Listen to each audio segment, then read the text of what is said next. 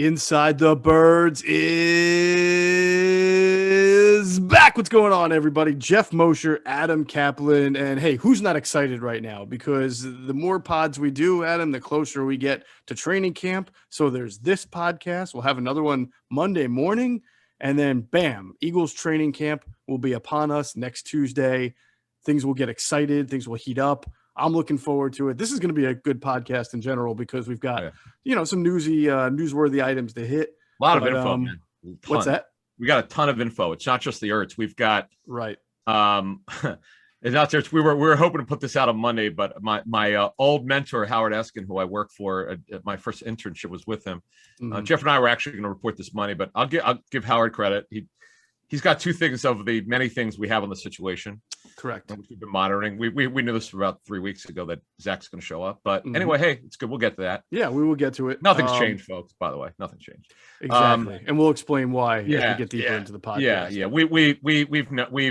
We've known what's going on from day one. Nothing's really changed. So we'll get into that. But there's so much going on. You actually, so today's Thursday. Mm-hmm. Yeah, wow. To this Tuesday. It's not next Tuesday. It's this Tuesday. Camp's open. Yeah. In fact, it's so crazy. So, a week ago we were looking into their schedule and like, oh, well, the rookies will report with early because they get to this thing. Could you explain to me why in the hell the Eagles rookies are not reporting a week early? I don't know. You brought that up last podcast and it was kind of surprising to me as well. I'm not sure if they didn't. I don't know if that was part of the negotiation that went on between Nick Sirianni and the team to get them into training camp, or what the deal is. But you would think if any opportunity that you have to get rookies or anybody into your complex and get some extra coaching in, you would take it. So I imagine that there was a reason, some kind of obstacle toward it, but I don't know.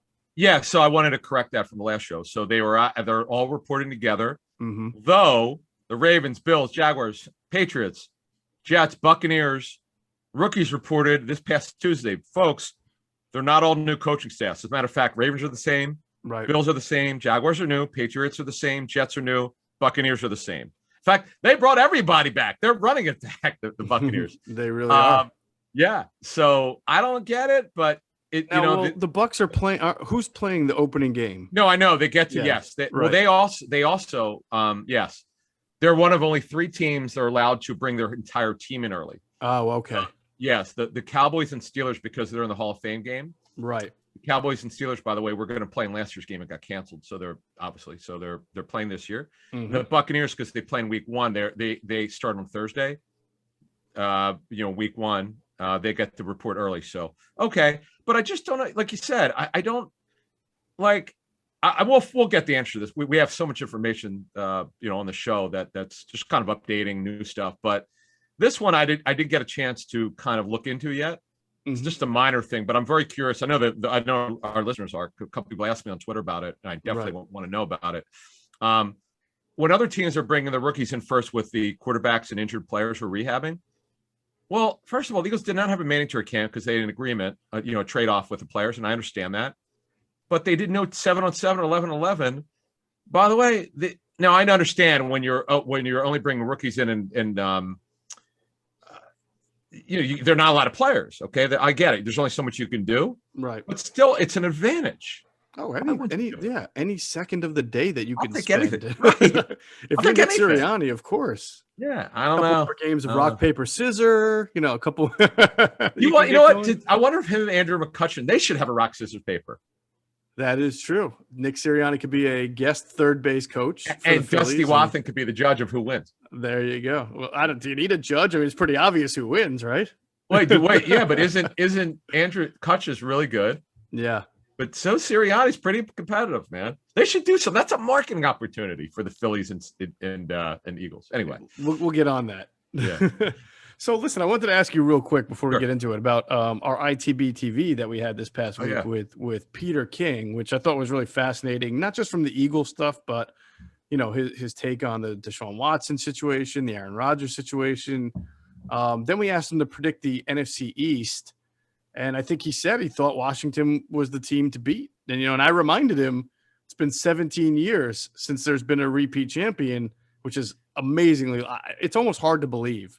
But he still went with Washington. But is there anything he said from an Eagles standpoint that surprised you, or that he clearly was not like over. He still was still coming to grips with everything that had happened. Yeah, he's kind of, because if you don't cover them as closely as we do, right?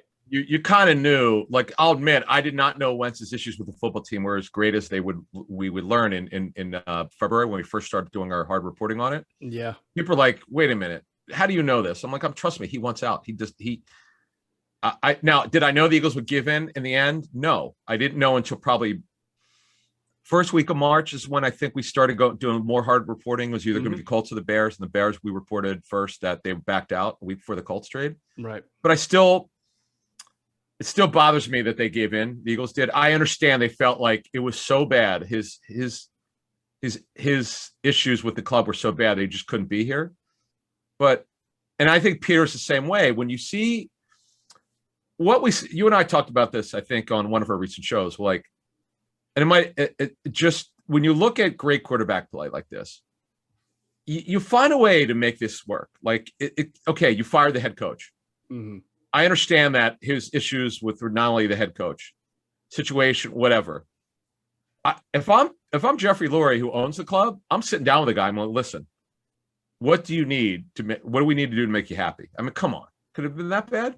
But I think that's where Peter was. I think that's what Peter was trying to figure out. Yeah. How quickly everything went down south for Wentz. Right, exactly, and that's kind of, I'm over the thing. I'm not an Eagles fan, but as someone who, you and I, fans who are listening, follow the team closely. Mm-hmm. We kind of know that this, again, like, people killed us after we said that Ertz was not drafted to compete at all. They drafted and upgraded their number 2 quarterback position. We still, it was ridiculous, but at the time, it's like, why would you draft a backup in the second round? I know why they did, and I'm more understanding. That has nothing to do with the fact that he's going to start this season. Mm-hmm. If you don't trade for Watson, but just more line that when you and I started covering the league, we were taught that you do never draft backups in the second round. It doesn't work that way. Mm-hmm. Now, their answer to that is yes, but we have a plan. We don't want to pay as much to the backup quarterback. We want to upgrade that position. Our starter does have an injury history. I'm telling you, 1,000%, they never thought that this would happen. They never wanted to trade Wentz. Yes. They felt they were doing right by him. And who the hell takes a $34 million cap hit? What are you, crazy? Well, I think it's the fascinating dichotomy is what you just said represents how I think a lot of fans see it. Like, you're over it. It's happened. Sure. It's done. No need to dwell on the past now because you can't. Never should have happened, though. But exactly, I think national media still look at it from a bigger picture and say, how did you get from A to B in just a year? With those folks, with Peter and everyone else that covers the league. Right. And that surprises. I think fans are having a real, not all, real struggle, though, when they're looking at the rankings and they're looking at the report, when analysts are picking other teams to be better than the Eagles in the division, or the Eagles have maybe the 5th or 6th worst roster. And this is infuriating a lot of Eagles fans. But honestly, you have to understand, though, that the national media is looking at it. Yeah. And I'm not saying they're right. I'm just saying they're looking at it from a bigger picture. They're just looking at the rosters and comparing it to other teams where they feel there's more proven talent. And there's nothing really wrong with that. But it is infuriating Eagles fans. But I think Eagles fans have to admit to their own partisan feelings as well a little bit. Like, everybody's got to just relax for a little bit because rankings mean nothing. It's all predictions. It's not disrespect because they hate Philadelphia or this or that. But when you match up the roster that the Eagles have now, which is clearly in a transition compared to some other teams, you can make arguments for why national objective media would say, this team just does not look the part compared to many other teams in the league. Right. So I'll give an example. Many years ago, it was maybe my last year at ESPN, 17. Mm-hmm. We were doing on NFL Insider sort of like team reviews, and I buried the Raiders. I had them at 4-12. I've had a long history with Raider fans. You're I've not done the a lot only of reporting. So not a lot of it's positive, right? But some is. Obviously, they've had some success, and I just said, listen, they're going to be bad. It might have been 16. It was either 16 or 17, but it was one of the years when and I was right. I think I got it right. The exact record. It may have been 15. I don't know what year it is. I'd lost count, but it was definitely one of the 5 years I was at ESPN. And what I explained was just from, I based basically on conversations with other people on my own eyes, because I go to their training camp every summer and I talk to their front office coaches and whoever, and I got to come up with an opinion. my opinion was the roster's just not good enough. It's and so as we transfer to the Eagles talk here, the thing that I do like about this Eagles thing, if they could, now I know there's 50,000 ifs with this team, and we're gonna in our Monday show, our Monday morning show at 6 a.m. Eastern, we're gonna go over the top 10 questions. I love this thing. I love doing these things. Top 10 questions. But the thing is, what are the reasons for optimism? There's a lot of it. If these young kids at receiver, if we feel real good about Wager, what we're hearing is he came out on a mission in OTAs. Okay. We haven't really talked a lot about him. He looked great in OTAs. I know that they weren't playing 7-on-7, 11-11. I get it, but he dropped 10 pounds. He looks just like they thought he should have looked last year. Okay. He looked good, really good. He's healthy. Devontae Smith, we barely talked about him. He was incredible. One story I'm going to tell you. I don't know if I correct me if I'm wrong on this one. I don't think I've told the story. One of our sources told us that at least he showed up. I don't know how many days he did, but he showed up super early for camp. And this may be out there. I don't read everything that's out there, especially in the Eagles. I just, we research, we call, we speak, and we go with it. But if it's out there, I apologize. But Smith did not know that he didn't need to be there at 6 a.m. He might have showed up every morning. I don't know what time he showed. I don't know if this is a part-time thing. It might have been he working on the jugs machine, but because they're so disciplined at Alabama, he just thinks this is the way you do things. You just come in early and you stay late. I mean, this is when we said he's going to transform this receiver room. We said this right after the draft. I'm not kidding. Like if you're Jalen Reagor and Travis Fulgham, if you don't see what this guy's doing, you're never going to make it. And that's for Hightower and Watkins. Right. No, certainly those wide receivers should be reasons for optimism. You can look at the offensive and defensive lines, the talent there, and say those are reasons for optimism. Interestingly, Q&A on their show this week. Kerrigan there, Josh Sweat, Raymond Barnett, Hargrave and Cox. If they could stay on the field, this could be. Now I know the Eagles' depth at D tackles, they don't have anything yet. They don't have anyone that's done anything. But as far as starting talent, front line, offensive line, defensive line, young receivers are very gifted. Potential star tight end Goddard, Sanders, Greg Cosell. He came on our fantasy show on Sirius. You thought the stuff he gave us on Sanders was good on our show? I tweeted it out. I retweeted it from the fantasy account for Furious XM. It got like 15,000 views in about one day. His stuff was awesome on Miles Sanders on our show with John Hansen. Oh my God. He thinks people completely don't know what they're talking about on Sanders. We'll see. Go ahead. We will see. Q&A had brought up, though, and I think they did this is fair, that there are, as we have talked about, there's already concerns at your other starting corner opposite Slay. Your safeties, you have McLeod if he's healthy, and Anthony Harris, which is okay. It's not, like the modern safety of having a Tyrann Mathieu or a Buda Baker. I mean, this position. You can't find guys like that. I mean, Well, I mean, you should be if you're the Eagles. They don't. I mean, Tyrann Mathieu, I'll give him credit. Now, it could be a scheme thing. He completely has revived his career. He's a stud, and he's a great guy. He's look, Spags knows how to use him. It's worked out. But how many safeties changed teams? Now, Malcolm Jenkins obviously did. Right. But Jamal Adams has changed teams. My point is this, but Jamal Adams, to be honest with you, he's going to be the best player in the Eagles secondary by a million miles, even if he's a flawed player. All right. My point is that there are I know. But Adam, you hear me say it all the time. They don't draft safeties high. So of course you're not going to get one if you don't ever draft one high. They're never going to make you happy. Right. No, well, if they draft a good one in the first 3 rounds, I'd be happy. I think anybody would. You're missing the point. I don't think they're ever going to draft a safety in the first round. Second round. I said first 3. I said 3. Well, they came. Okay, folks, for watching on YouTube, see my fingers? Yeah. This close to taking Chin. I'm saying Jeremy Chin. It was either going to be him. We put this out 24 to 48 hours after the draft on our first post-draft show. We said we heard it was going to be Chin, if not Hurts. I still believe that's the case. But he had an unbelievable rookie season. Now I'll say this: if they don't make the trade for Watson, I'm certainly not going to rule anything out.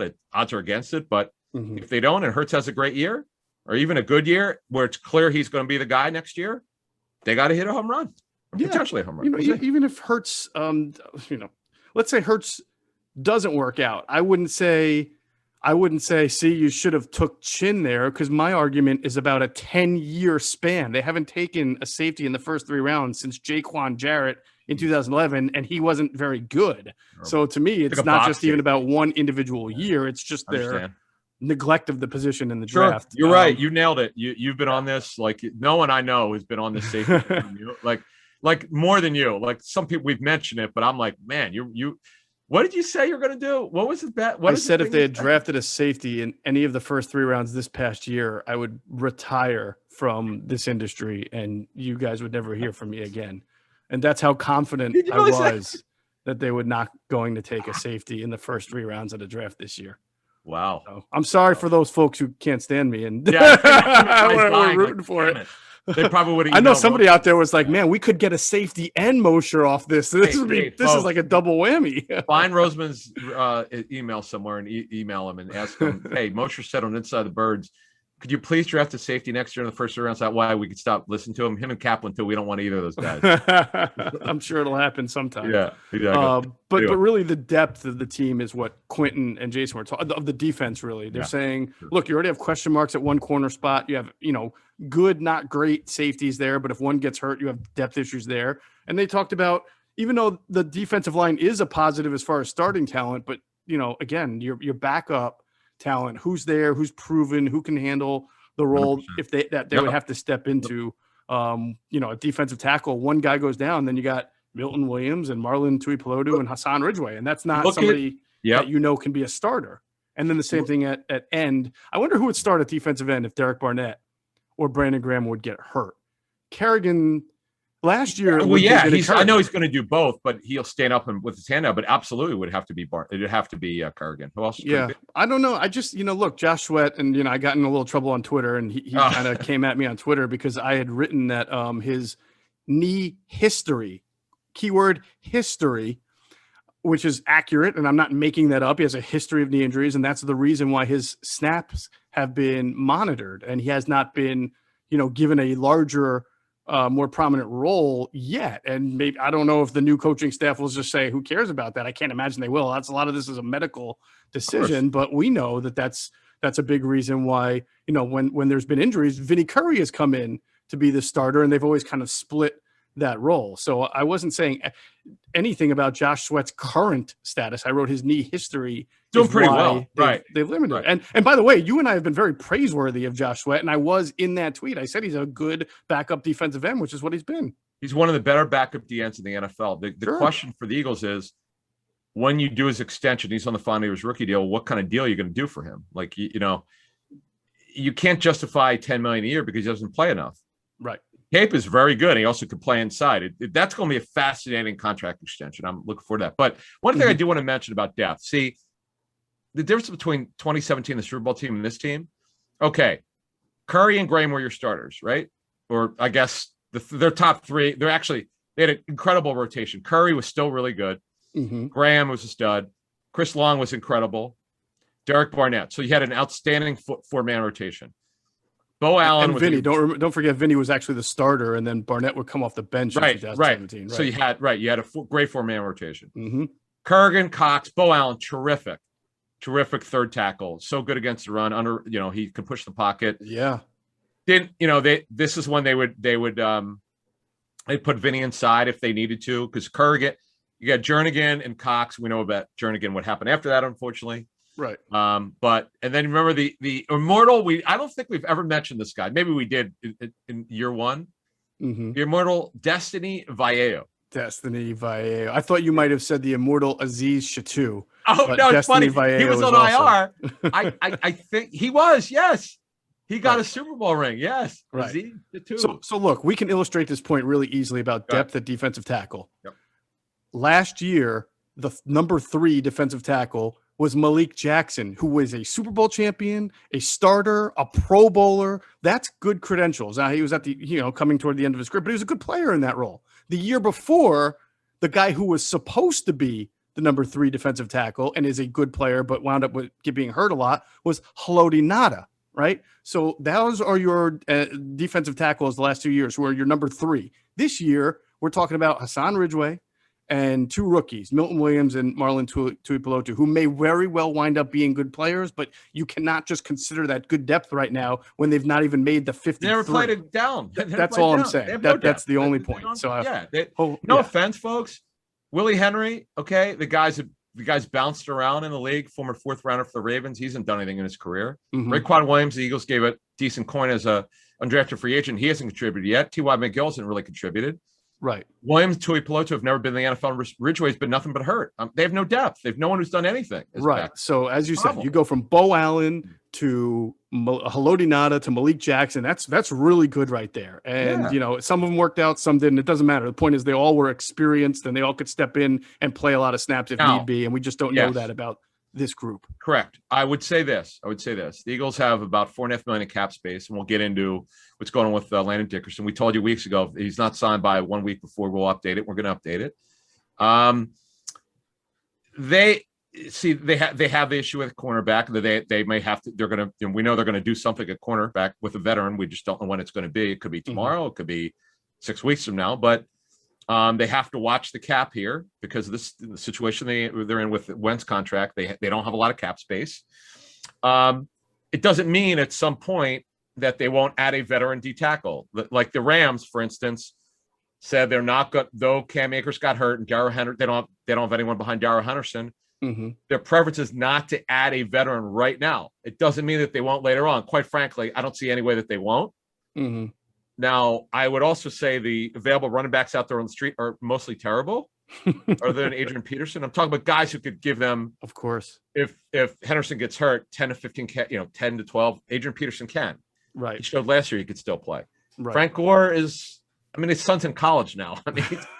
I love Frank Gore. I met him at the Combine years ago. What an unbelievable story. Great guy. He'll be a Hall of Famer, but I can't do very much anymore. So it's a problem. You got to be careful when it's fine. I know that they want to see what Williams could do in Ridgeway, who's talented, and Tuipulotu. That's great. Okay. Yep. But they have better information than we do. It's a little bit risky, but we'll see what happens in training camp. We will see. And I agree with your point that this is a position that can always be addressed at the end of camp when waiver wire cuts are made and things like that. So first cut mid-August, folks. I know. How about that?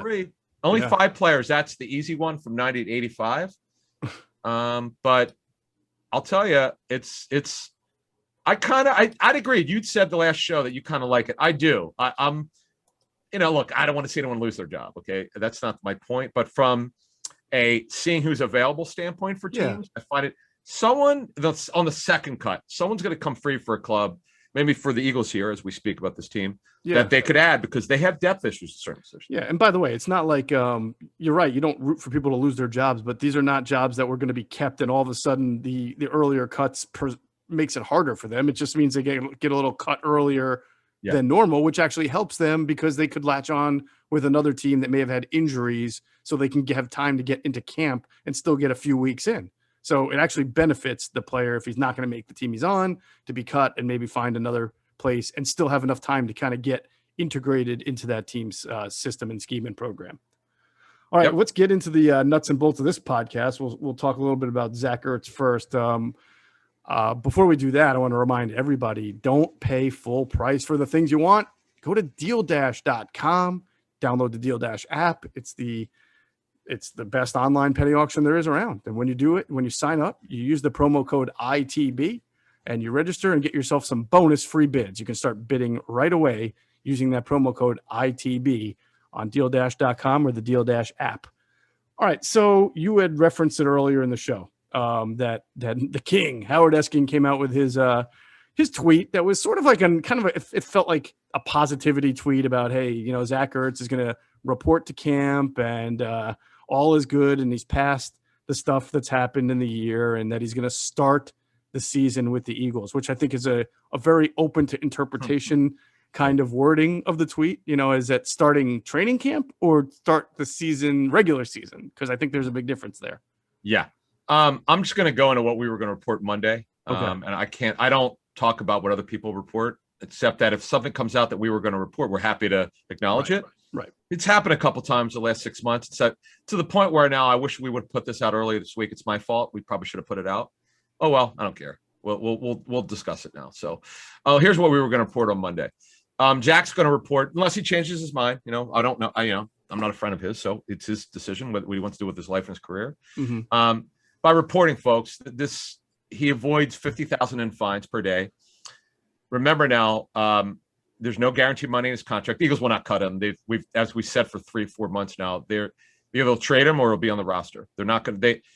They would have to. They have to do a 180. They've never considered cutting him. That's just not. They think he's got value. We're going to get into that, but $50,000 per day for not reporting, folks. That you're looking at. That's a lot of money. That you're looking at.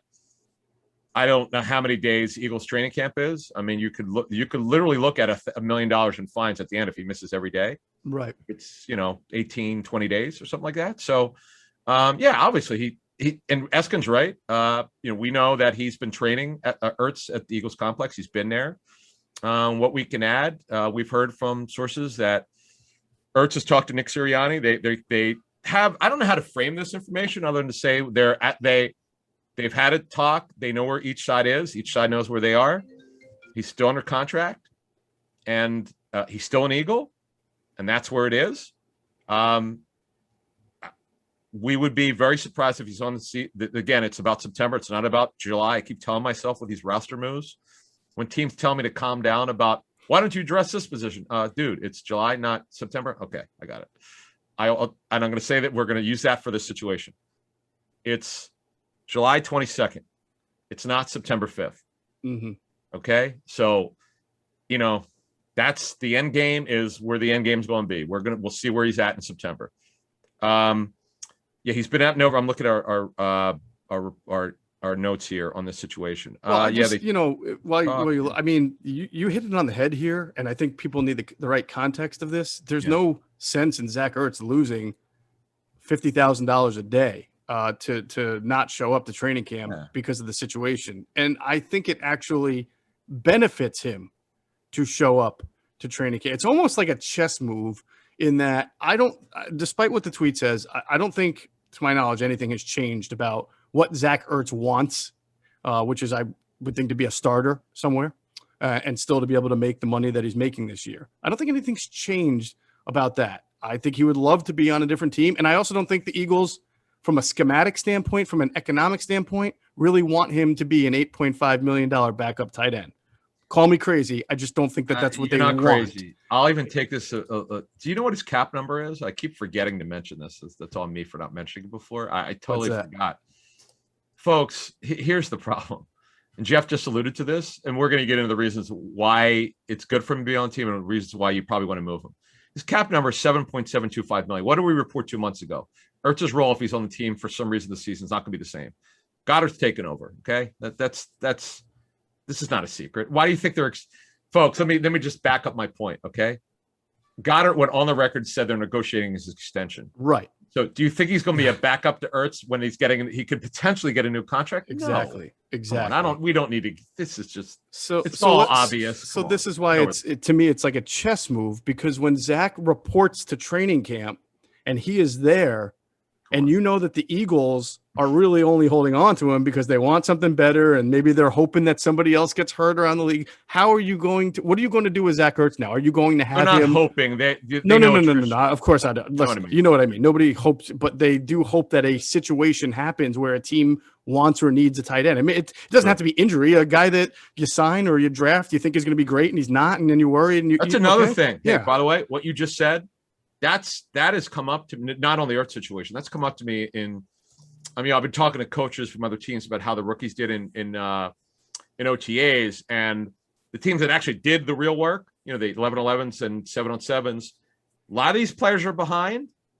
Not a lot. I mean, let's say I talked about 80 players. Easily 10 players were severely behind with some of the teams I talked to. And they're like, man, these guys better get it when we, hopefully that they'll be doing much better when we get them in when the bullets fly, so to speak, when you're in pads and the timing, you ratchet up the competition. But you make such a great point. Let's say there's a rookie tight end who a team took in the first 2 rounds, a guy struggling badly. Now let's get in now. This is a good discussion about what does Zach Ertz bring to the table in your mind, Geoff? So Adam, think Zach can still play. I mean, I still think for some teams he can probably be their number one tight end, maybe not their number one pass catcher like he was for the Eagles in 2017 and 18. Yep. I think he can play. And I think that we know teams want him. It's just an issue of his dollar value. So that's why I call it a chess match. If he shows up, do the Eagles practice with Zach Ertz on the field and risk him potentially getting hurt and then ruining any opportunity they have to A, move him, and B, get rid of the salary, the $8.5 million? No. So I agree. Zach Ertz is going to show up, and he should, but I'd be very surprised. As we sit here today, I'd be very surprised if you're hearing about Zach Ertz participating in all sorts of practices and team drills, and they're going to have to figure out a way to have Zach Ertz there, but not put him in harm's way, and that's very difficult. Couple things to unpack on what you were just saying, and I'll add. Here's the thing, though. If the one thing I would mention, though, to add to is the salary, right? It's from a club standpoint. The Eagles don't have a problem with his cap. Like, he has $12.172 million. It's very high for a guy that is going to be losing time if he's on the Eagles roster this season to Goddard. We all know that. Not a secret. That's why they're extending it. They're interested in extending his contract. But when you look at the situation for a team trading for him, I don't think the Eagles have the draft. It's not so much. It is trading for him for another team and his $8.5 million base salary factor. Yes, not obviously, but from an Eagles standpoint, they want to get what they think is fair value. They have not gotten that yet. They're not going to do it for a 6th-round pick. I don't think so. So that's where I come to the I don't know what they're willing to accept. So what are they going to do? Are they really going to have him play and then try to trade him at the trade deadline, which means you only paid about half the salary for the year and you only paid him, say, 4.5? But again, if you play, you run the risk of him getting hurt and then not. I get it. But again, see, the way the Eagles look at it, this is my kind of POV point of view for the last 3 or 4 months. Right. Even before the draft and after the draft. Although I know what I said before the draft, and that's because they felt they were going to be able to move him by the draft, but he's still here. But I also said after the draft, the issue now is where's the urgency? Once you get through the draft, teams have filled out needs. And you're right. I agree with your point. Like, from the Eagles standpoint, this is going to what I'm talking about here. They might as well just wait to see if there's a potential injury from another team. That to me listen, is I get that. Might as well wait. I just don't know how you keep him 100% bubble wrapped healthy while you're waiting. Sam Bradford, and Teddy Bridgewater. I know that we're talking about quarterbacks here, but a starting player is a starting player. If a club loses a starting tight end, or as you said, like we're talking about, what are the reasons to keep him? What does he bring to the table for a team trading for him? Competitiveness, leadership, reliable pass target. Yeah, all absolutely. very important. Very important. Yeah, that's what you would be trading for. You tell me the Bills wouldn't instantly, as good as they are now, wouldn't be considered, whether AFC, I don't know, favorites, Kansas City, but they'd be up in the top 4 teams in the NFL. Oh, they are now. They're top. Like, the only thing, it's funny you mentioned the Bills. The one thing they lack on offense is someone reliable tight end. I love Dawson Knox, number 88, tremendous athlete. He's going to be their vertical guy. He's their move tight end. He's been disappointing the first 2 seasons. Unfortunately, he was on the COVID list last year. He's had some nagging injuries. He just has not produced like they thought he would, but he's very talented. He needs to be better. Jacob Hollister has been nothing but hurt. Occasionally, he's a pretty good athlete. He gets something done. Nate Becker, who I met him at from Miami of Ohio. I met him in some All-Star game. He's just a blocker. He does nothing but block, so they don't have that reliable guy, and that's why the Bills have made so much sense. They make the most sense. You're absolutely right. From a team that's got Super Bowl aspirations, right? But $8.5 million is a lot to take, and then give the Eagles. Again, I don't know exactly what they're willing to accept, but a 4th-round pick will get this done. Right. Like, the Eagles could run to the table, and obviously sure. a 4th-round pick would have gotten this done. Maybe, Adam, something works out, because we should talk about this because we have in the past, where there's a player-for-player type of trade that happens where, a linebacker or a corner, a safety, anything that comes up that we've talked about where the Eagles need that a team is trying to get rid of or has excess. And then so when that team trades that player, it's not they're getting rid of salary while they take on the $8.5 million for Zach. So it's not like they're taking on a full $8.5 million. Now you're still paying $8.5 million for a tight end that you may not value at that, but at least you shed salary by getting rid of a different player. or maybe a player and a pick is somehow sandwiched in. There are options here, but I'm just telling you, like, it doesn't make sense to me that the team that sold you real hard on the idea that you draft a backup quarterback in the second round for economic, financial, cost control reasons is going to play with an $8.5 million backup tight end this year. I don't see that. Doesn't make any sense. Right. So let's get to the reason. Right. That gets to the next point. What are the reasons against him being on the roster? As Geoff said, the potential of injury in training camp, which is real because this man almost died on the football field a couple of years ago. I mean, he came very close to remember when he suffered the rib injury? It's a little strong, but I hear you. It was potentially career ending. Right. Yes. I remember. I thought it was I thought he said it was life threatening. It was pretty bad. Right? It was. It would definitely could have been a career ender. You're right. But it's still a little dramatic, but yes. Okay. Yeah. It was strong. Yes. There's no doubt. Zach is an awesome guy, and that he does it for the team. In fact, when he came back from his sports hernia, or they call muscle core surgery from Dr. Myers, he came back way too early. He did it for his teammates. Right. So that's leadership stuff. So now what's the reasons against him on the roster? Geoff said it's the number one reason to me, potential of him getting hurt. But here's the problem with that. He had ankle surgery. If your club, so I remember when the Eagles were going to trade Jordan Matthews, was it the Green Bay game that he played in? Well, I think they might have traded. What I was told at the time by a source was that the Eagles purposely played him in that game against Green Bay because they wanted to show the teams that he was healthy. Right. So here's the question to you: we have three. Now we have right now we have 3 preseason games. Let's hope that they're still going to play them. Right now we have 3. The teams are going full force of training camp and preseason.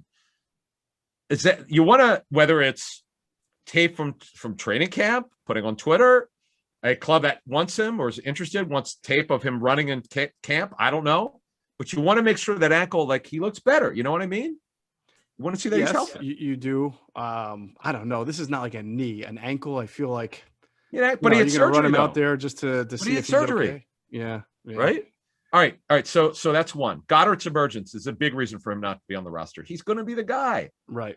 Now this is the big one. We brought this up several weeks ago. That from a personnel standpoint, this is the correct way to look at it. You and I talked about this, and I thought this is great because this is the whole thing. When you come with a new coaching staff, you never want to say, well, he's on your roster, so you have to do this. 12 versus 11 personnel. If Ertz is on the team, this is what hamstrung Doug Peterson. Not his fault. They drafted Goddard, really talented kid, but by draft pick and by Ertz's contract, they both got to play. Right. Like you said, what are you going to have Ertz play at $8.5 million, 12.717 cap number? And he's going to play 20 snaps, 30 snaps a game. Come on. It makes no economic sense. I mean, they saw the pitfalls of that last year with Alshon Jeffrey. They felt compelled to pay him, play him because he was making a lot of money. And right. They forced him. Now I don't know who made that decision, whether it was a Peterson or front office forcing. I can't tell. I don't know, but that was absurd. Do I blame Peterson because Fulgham's regression and how he went in the tank after Jeffrey came back? I don't know who to put. That's a tough call. That wouldn't be fair. But we have the results. He went in the tank after that. That's a fact. Right. Absolutely. No, you're right. You can almost see maybe the coaches talk themselves into it because they were really struggling at the receiver position. But I mean, you should theoretically not be struggling at Dallas Goedert's spot this year. I mean, he's your number one tight end that you want to extend. So why would you, have Zach Ertz there and under the insurance of in case Dallas Goedert's not having a good year? That's right. And by the way, okay, that brings up my last point. We've talked enough about this thing, but I do want to say if they trade Ertz, what's the tight end position looking like? Well, Goddard's your starter. Richard Rodgers is back, and they got 90 tight ends. No, but they got Kroom, Caleb Wilson, Tyree Jackson, who, he's obviously not going to be on the team barring a miracle. He'll be a developmental guy. And Jack Stoll, who they gave a significant guarantee to, $120,000 fully guaranteed at signing. Yeah, they like him. They love him. They think he's like him a lot.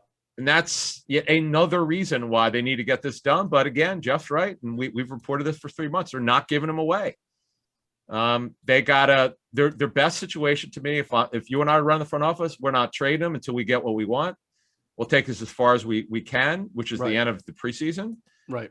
Whether we have to trade Ertz for a 5th and get a future 7th along with that. Whatever it takes where we don't feel like we got snookered, that's what we're doing. That's what I would, if you and I were running it, this would be my vote.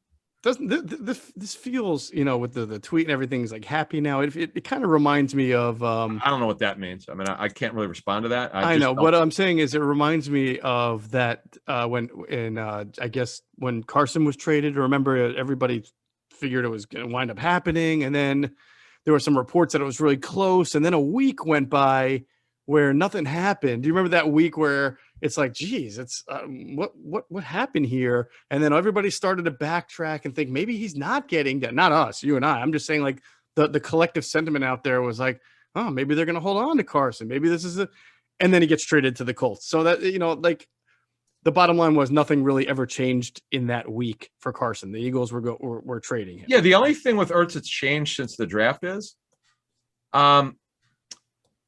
I can't say I know this 100%. Let's put it this way: if Sirianni did not have this discussion with Ertz, I don't know who called whom. I don't know that. In the end, we know, you and I know for a fact through our sourcing that they had a very good talk. They both sides understand each other, and now that I think makes Zach. So our understanding is Zach felt, at least, this is kind of funny, extreme, but I'm gonna just talk about the Aaron Rodgers situation. If their GM just would have called Rodgers before the draft and said, listen, this is what we're looking to do. If it works out, we're going to draft a quarterback. They didn't even have to tell them who they're going to draft. Rodgers wanted to be treated like a human being. Like he said that to Kenny Mayne, to People Business. Well, Sirianni, now again, I don't know who called whom. We know for a fact that they spoke, that they had a very good conversation. That's what you do. You whatever they talked about, Ertz understands everything. Maybe that placated him to the point where, okay, I know I'm on the roster, but if I'm on the roster of the season, at least I know where this is going. Not that people who follow Eagles don't know where this is going. Goddard's, the Eagles are negotiating an extension, which Goddard broke the news to about, which is pretty interesting. But anyway, that's where it is. I mean, that's, again, not really nothing's changed other than Zach is showing up. Right. And good for my old friend Howard, who I've known since, 1985, and you and I work for his son. How crazy is that? For Spike, yeah, who is now the big man in charge at FAN. He's so talented, Spike. Good for him. That's the Spike on that. Yep. All right, anyway, let's get into the cornerback situation. Oh, we got some stuff here. Yeah, we got a lot of stuff, but first, we got to let you know, DraftKings Sportsbook is not only our favorite sportsbook, but America's top-rated sportsbook. And speaking of America, our top athletes are over in Tokyo competing for the gold, and DraftKings has a medal-worthy offer just for our listeners. So listen to this offer. Place any pre-event wager of $1 to be eligible to cash $100 in free credits if America wins any medal this year. That's 100-to-1 odds on an American athlete to stand on the podium and receive gold, silver, or bronze this week.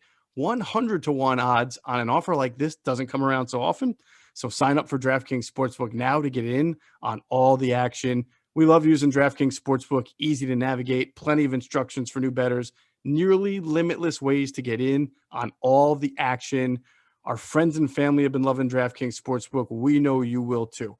So download the top-rated DraftKings Sportsbook app now. Use that promo code ITB when you sign up, and you can turn $1 into $100 in free credits if America wins a medal. That's code ITB to turn $1 into $100 in free credits for a limited time only at DraftKings Sportsbook. You got to be 21 or older. New Jersey, Indiana, or Pennsylvania only. New customers only. Restrictions apply. See DraftKings.com/sportsbook for details. Gambling problem? Call 1-800-GAMBLER. And that's 1-800-9-WITH-IT in Indiana. WITHIT. All right, Adam, the cornerback situation as we creep closer to training camp. Now, what a saga it's kind of been for the Eagle fan the last few days because, Steven Nelson, whose name has been out there for God knows how long at this point, right, tweets something cryptic like today or tomorrow, you guys will know, or something like that. Then tomorrow came, and his Twitter account was deactivated. Then it was reactivated, and then that tweet was deleted. So what a fascinating turn of events. It's so funny. So you texted me his tweet. I'm like, okay. I didn't know he was on Twitter. I wasn't following him. I'm like, okay. I followed him. I got the notification because if he tweeted that he was going to a certain team, I wanted to know about it. we've detailed kind of the Eagles want the guy. I know you said that here pretty strong, but we know that they want him. But they see him as a certain level of player for money. We'll see where the money goes if they wind up signing him, or wherever he signs. But the fact of the matter is, look, this thing is funny. And then I said, I don't know if you saw this, but it's funny. I was following him, and then I see if there was anything new. I'm like, wait, I can't find his Twitter account, and it's not there anymore. It was deleted. It got maybe deactivated it, I guess. Right. And then he put it back on, and now today's Thursday morning, and I know you've got some stuff to talk about, but it's just funny. That was bizarre to me. It was extraordinarily bizarre, and that just shows you the world of Twitter, where people now will be on their edge of their seat, waiting. I've long stopped doing this. I just figure I'll find out, or somebody, it'll get to me somehow without me sitting there hitting refresh. Oh my, like that, or even setting notifications anymore. But it just shows you how attached people are to the information. But you're right. We've reported for a while that the Eagles would love to, have interest in Steven Nelson. They want the player. Yeah, they want him. I'll call it for obvious reasons, right? Yeah. Anyone who follows the Eagles, which is all of you, knows that they have to getting a second corner. Let me explain to you before you I just want to kind of update what this could look like if they get Nelson, right? Mm-hmm. That means Maddox is in the slot where he belongs, where he could be very, very good. They thought when they drafted him, Geoff, he could be, if not the top slot corner in the NFL, one of the best. Okay, that's how good they think he could play. And by the way, he's on the fine Average contract. Okay, right. Slay on the opposite side, also an older player. Nelson's only 28 though. How's he only 28? I don't know. It's really interesting that Q&A spoke about this on the show. Another reason to watch it. Go ahead. I didn't even realize this, but Nelson was a rookie in 2015 with the Chiefs when Jason Avant was there in his final year playing. So Avant, this is the beauty of having the show here. Avant played against Steven Nelson in practice, and he had a lot of interesting Avant can break down Steven Nelson probably as good as anybody who's not playing or coaching or scouting in the league right now, because he went up against him in one-on-ones all the time, and he had vivid recollections of what Nelson was like to go against, and not only give me a nugget. I haven't listened yet. Give me a nugget. Give us all a nugget. Oh, come on. If I give it, then people aren't going to all right, there's one little nugget where Jason said that Nelson always wanted to go up against him in one-on-ones, physical wide receiver, physical corner. And I like Jason would tell him all the time, I'm tired of busting you. I'm tired of beating you. And he said Nelson would get so mad and get so feisty about it. And that's how he described Nelson, which is how he's a tough physical corner. He can be disruptive. He's not a ball hawk. He doesn't have interceptions. Okay. Yeah, Cosell does like him. Travis Fulgham, in fairness, kind of ate him up last year. When Travis was doing his thing for 4 weeks there when they played the Steelers, but he killed the Steelers. He's a good number 2, number 3 corner.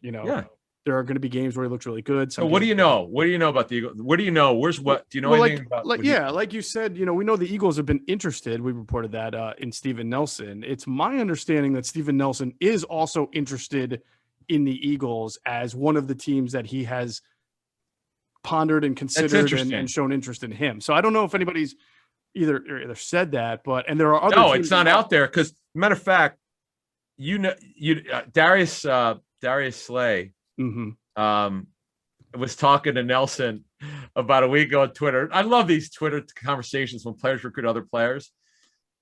It goes on all the time. You got to come to Philly, and then he said, if it was just that easy or something like that. Right. And I was laughing, man. I just thought it was funny because there's always player recruiting, and Slay knows you need someone to help him out.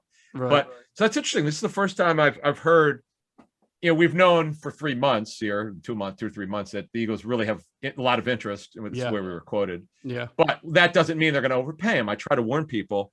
Well, like I said, there are other teams also. You can be interested in more than one team at a time. Yeah, it's just a matter of what they're. Chicago is a team that's interested in him as well. The interest is, hey, they're not going to go over. I don't believe so, but we'll see.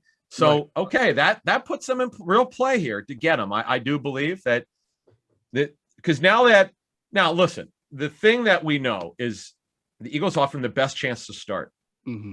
Okay, because in Atlanta, the teams that we know, give us the teams that we know that Nelson has interest in, or they have interest. I've only heard of Chicago and Atlanta along with the Eagles. Now there may be others, but those are two. John Clayton reported Pittsburgh. That was fascinating. Now they do need a corner. They have not replaced him. Wouldn't that be a full circle dance right there? Yeah. So here's the thing: AJ Terrell's a former first-round pick. Isaiah Oliver's in the final rookie deal. He's also the starter. That's for the Falcons, right? Right. Kendall Sheffield's another guy who's sort of a good backup corner. They drafted two guys, Darren Hall and Avery Williams, in the draft here, 4th and 5th rounds. But Richie Grant, who's a pretty interesting safety. Oh, I liked him. Yeah, right. That's I think Central Florida, was it? Yeah, I knew the Eagles weren't going to draft him because he went in the first 3 rounds. I think he went. Did he go in the second round or first? Second.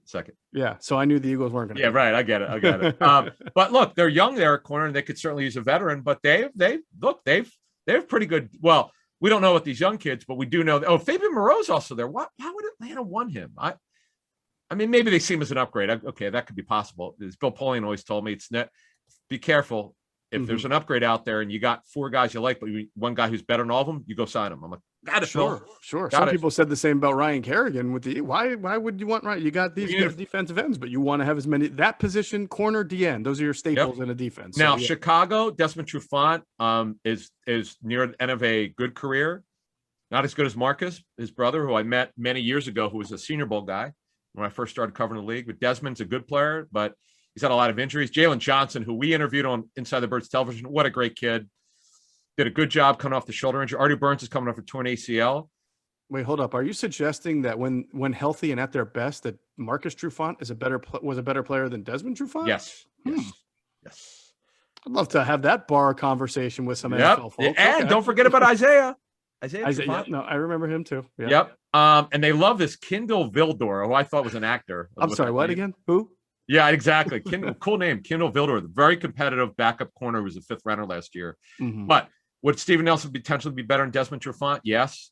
Artie Burns coming off an ACL, so I could see. Don't they also have Jalen Johnson, by the way? I mentioned him. That we interviewed him. I didn't hear you say that. Okay. Yes. But to me, no team has a bigger need at corner than the Eagles. Now, Pittsburgh, and I'll give John Clayton credit because I saw it on Twitter. Joe Hayden, obviously good. Other than that, Cam Sutton, who's back for another year, they re-signed him. Justin Lane, Arthur Millette came over from the Giants, the Jets. He's a 4th or 5th corner. They could certainly use him. Yeah. But the Eagles have the best opportunity for him to start with upside. If you put upside in his contract offer, let's say you offer him $4 million plus playing time incentives and achievement up to $6 or $7 million. Right. Now, obviously, with dummy years to lower the cap number for this year, which they really need to do. That's a layup to me. If I'm Roseman and Jake Rosenberg and Bryce Johnston, I create a contract which basically says, dude, we'll get you there, but you got to perform. Well, that's the thing. Money is I don't, who knows if he's going to get what he wants. He was making, around 8. But you could start in Philly without a chance. They have no competition in Philly. Right. I would think if you built an incentive-based contract where he doesn't get what he wants, but he has the opportunity to earn it, that the opportunity theoretically would be pretty good in Philadelphia because he's definitely going to start. Yes. Right. I mean, you mentioned some of the other teams and that they have some decent corners. I mean, he probably could start on Atlanta, I would think, don't you think, over there too? Yeah. Now they have good young talent. Fabian Moreau looked like he's going to be a player. A lot of injuries, but they have young guys who need to prove themselves. Right. Jalen Johnson's going to play for the Bears. He was good last year, and they drafted him. By the way, the Eagles I think the Eagles will be better than Atlanta. By the way, they play in week 1 in Atlanta. But so finish this off on Nelson here. If he signs with the Eagles, Max is back to the slot. Here's another big thing why their depth is better. They don't have to rush Zach McPherson.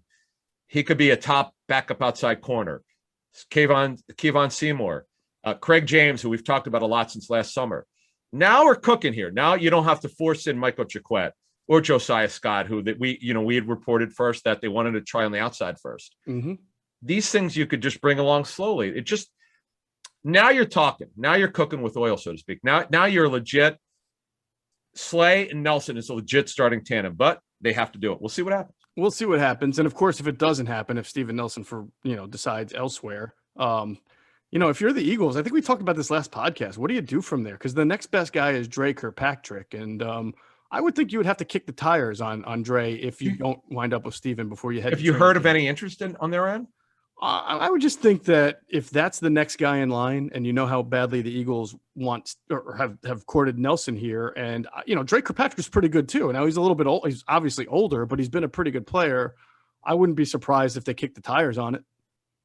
Well, if you really look at the best available corners, right now, Kirkpatrick does turn 32 in October. Mm-hmm. He started a lot of games. Now, if you look at the best available corners, Richard Sherman, obviously, I wish him well.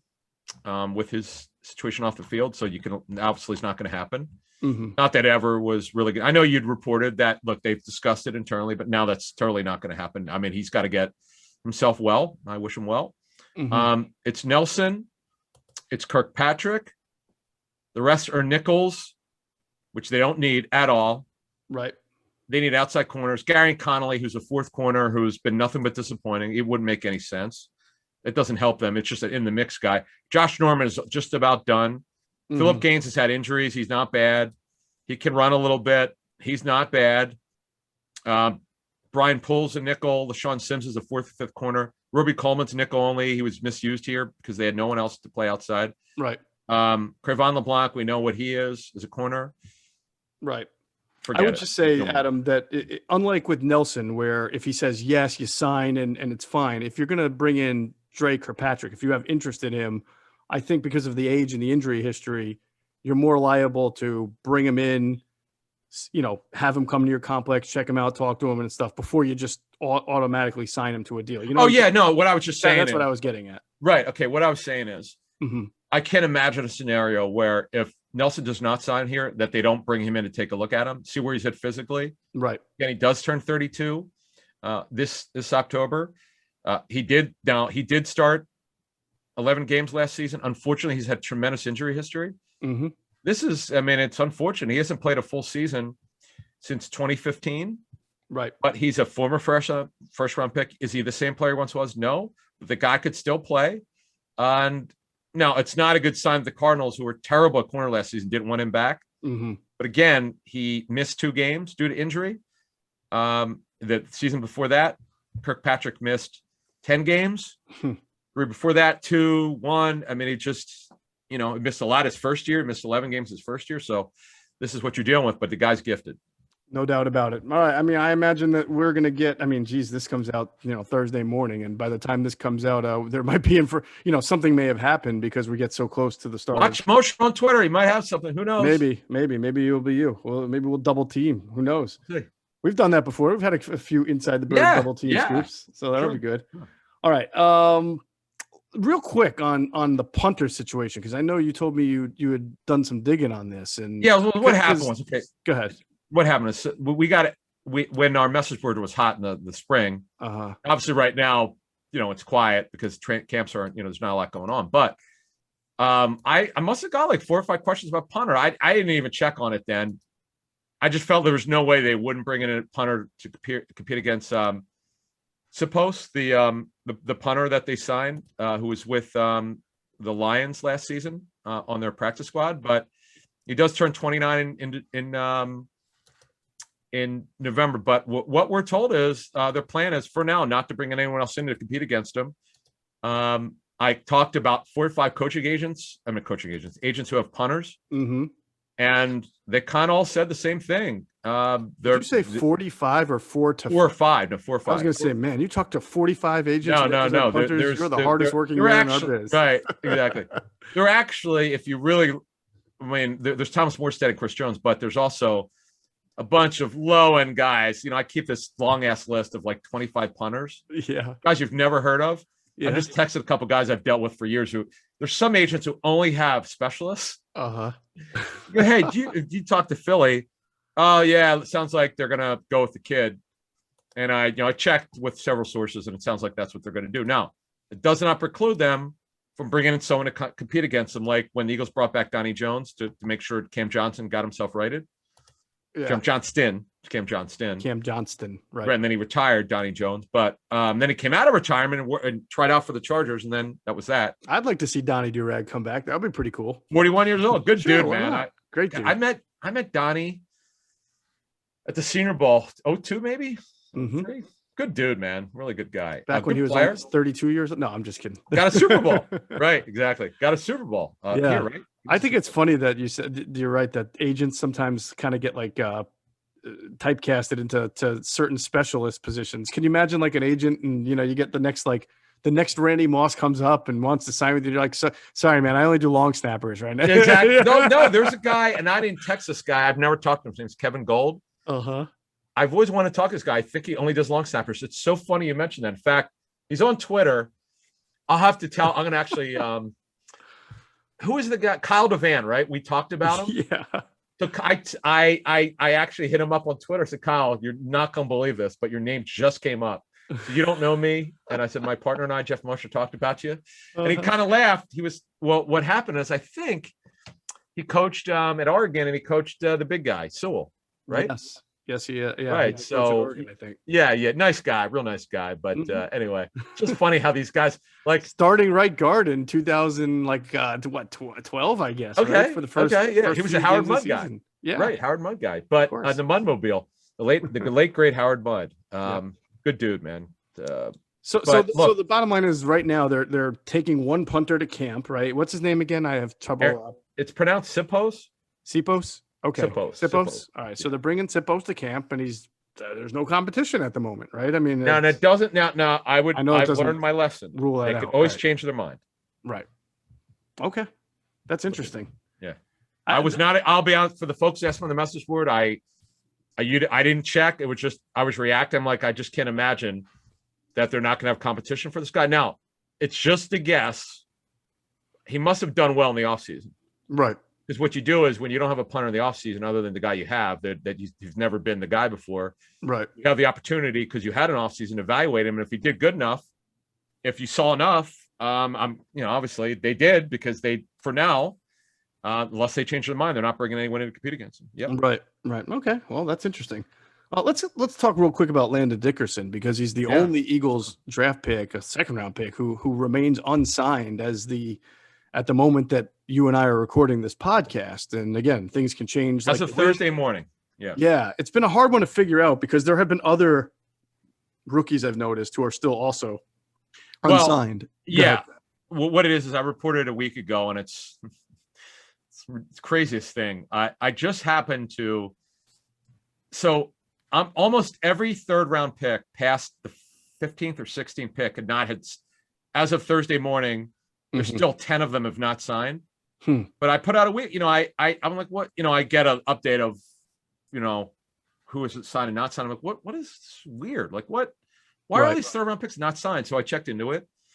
And what happened was Drew Rosenhaus did the deal. He did a good deal. He got the Texans. There's a so-called the 25% rule where you can't have more on rookie contracts. You can't have more of a 25% increase. Correct. From year to salary. Year. Yes. Right. So what happened was the Texans followed that rule, but they gave them the maximum compensation under that rule. And a lot of teams they guaranteed. Are you saying they guaranteed just the just the total cash. Oh, okay. Yeah, and there was only like $100,000 difference in what other teams were offering, but the other teams didn't want to be the first teams in, as I understand it. Okay. And all these players were like, well, I'm going to wait till the last minute. What happened was the Bills guy, they were waiting for the Bills player, the third rounder for the Bills. I think it might be an offensive lineman named Brown. Brown. And you saw once he got a deal done, it was like, oh my gosh. Domino effect. 8 guys signed after that. Yeah. There's still some who haven't signed yet, but that's what happened there. Just some of these. So it's weird. It's strange contract language. Yeah, I know. But they do. I get it. It's their money. I would just, man. But the thing is, you're technically not a holdout if you don't have a contract. Correct. But agents should not hold guys out for over $100,000. I mean, come on. I know what they're worried about what other agents will use against them. That's the problem. Yeah. And as our friend Andrew Brandt likes to say, deadline spurn deals. So I can't imagine. Well, maybe I can. It used to happen in the old days. It doesn't anymore. But you've seen first and second round picks not report to camp. But the new CBA changed right. all that. So I can't imagine that he's not going to report. Right. So what do you know in Dickerson? Well, I mean, look, it's hard, right? Because everybody's got different. You just mentioned the third round case. All I've talked to is people familiar with contracts and how it goes for rookies, and they know that he's got that injury history, which is quite extensive from college, and so in some cases teams will try to insure themselves against some future injuries with, I don't know if it's guaranteed money or offset. I don't know the language. Well, they won't do, the Eagles enough. don't do right. Mm-hmm. I don't know the agent, but I do know this. Since the Nnamdi Asomugha contract where they had no offset, where Eagles obviously got burned because he didn't play well, and they wound up cutting him before his contract ended, and there was too much guaranteed money at signing that had no offset. So that ended their view of it on there was just a mistake. But I know they were competing against the Jets. It was either going to be the Jets or the Eagles for 11. So they decided they were no longer going to do that, and every player had offset language. It didn't matter who it was. Right. So now, was the Dickerson situation offset language thing? I don't think it's just that. If it is, I think Geoff's onto this. Almost more of like an insurance clause, right? Because of I don't know. I don't know. I'm not saying that these people are. That's what it is. They're just you and I are not. You're right, though. Right. You're right. There's something going on here about making sure that they're protected. I don't have. I know what you mean by it. I've heard these kind of discussions before with guys who've had significant injury histories. Right. They love this player. They love him. He loves them. As Nick Saban said, what did he say? The best leader he's ever had. Is that what Nick said? What's that? Is that what Nick? I didn't. Yes. Know that Nick yes. said that. Someone relayed that. I didn't know that. I mean, are we allowed to call him Nick? By the way. Not. Oh, I know. What is Deion Sanders thinking? You know what's funny though? I'll back Deion up on one thing. Okay. When I first started covering the league, I had such a reverence for coaches. Hey, coach. I actually called Andy Reid coach sometimes. I did. It's kind of old school. Yeah, I know some people have come out and said I refuse to call somebody coach. I mean, it is a title. I've probably I say 80% of the time I'll call somebody by their name, but sometimes you like forget a guy, say, hey, coach, or you're trying to get someone's attention. I would. Well, if you're in an airport, would you say coach or Andy if you saw Andy Reid? Well, if there are 1,000 people, there might be 5 Andys in that airport. Exactly. I don't think it's the worst thing in the world to call a guy coach, but as long as you're fine with calling him by his first name too. You know what this reminds me of? The Seinfeld episode when the maestro was so pissed off that he wanted to be called Maestro, and Lane didn't call him Maestro. Yeah. And he wouldn't answer unless she called him Maestro. Uh-huh. I mean, come on, Deion. I mean, you don't have to get indignant about it. I mean, come on, dude. Well, the funny thing is you're allowed to I think you're allowed to call him Coach Prime, right? Like if is that part I didn't that's ridiculous. Is that right? Did he really say that? I'm telling you, that guy was so damn talented, though it doesn't even matter. I'm a fan. I learned about fantasy. You want to hear a funny fantasy football story? One of the partial reasons why I became a reporter. I was so immersed in numbers. I was in one of these leagues where you use defensive players. Deion terrible for fantasy because nobody would throw at him. Right. Never tackle. Took away half of a football field. Right. They won't throw at him, and we got 1 point per tackle. I told Jack Del Rio when I met him, I said, dude, you're not going to believe this, but you were great for fantasy. You got 1 million solo tackles. The Vikings must have had 175 one year. That's pretty funny. I know. Anyway. All right, let's move on. So, I mean, to put a bow on it, we'll see what happens with and hopefully everything is fine. All right, check out our friends at phlsportsnation.com, enhancing the fans' experience with their coverage of all of our Philadelphia sports teams. Wonderful podcasts as well. You can find them online at phlsportsnation.com or on Twitter at phlsportsnation. And we'll pause real quick for a few more words from our great sponsors, including our friends at Sky Motor Cars. And if you head into Sky Motor Cars out there in Westchester, PA, make sure you tell them Adam and Geoff sent you. You'll get a great deal. What a showroom. What I'm telling you, they don't just have high-end cars. You can find a Nissan. You can find any kind of car you want. And Brett, read the interviews, the reviews on Google or any car review site. I've never seen anything like this. The people love Brett and his team. And he answers everything, and they'll tweet a picture. It's actually, they're great on Instagram. They do a great job. They're all over Instagram. They'll put a picture out of you in your new car. It's actually really cool. They do a phenomenal job. And like I said, my wife and I, before I knew Brett, we did 2 transactions through them. Great people. And the other thing is, it's super cool. His son Skylar is a big time kicker. He's does he have an agent? I'll tell you what, Skylar's going to be recruited for college because I watch his videos. Holy smokes, he's got a strong leg. He's a nice big leg guy. All right. Yep. We'll be looking out for that guy. Skylar Shoulder, Sholder. Look him up. Sounds good. All right, real quick, a few notes and nuggets. Kenny Gainwell is a guy that we should bring up just because think I remember reporting after the OTAs were over that the two guys who I remember hearing that really kind of opened up some eyes. One was Kenny Gainwell, the other was the tight end Jack Stoll. But it doesn't surprise me that a pass catching running back can kind of percolate people because you're not running the ball much in these camps and you're not contacted. But I mean, his start stop ability, Adam. I mean, this guy's a chance, I think, to be fairly productive. I just have a feeling now.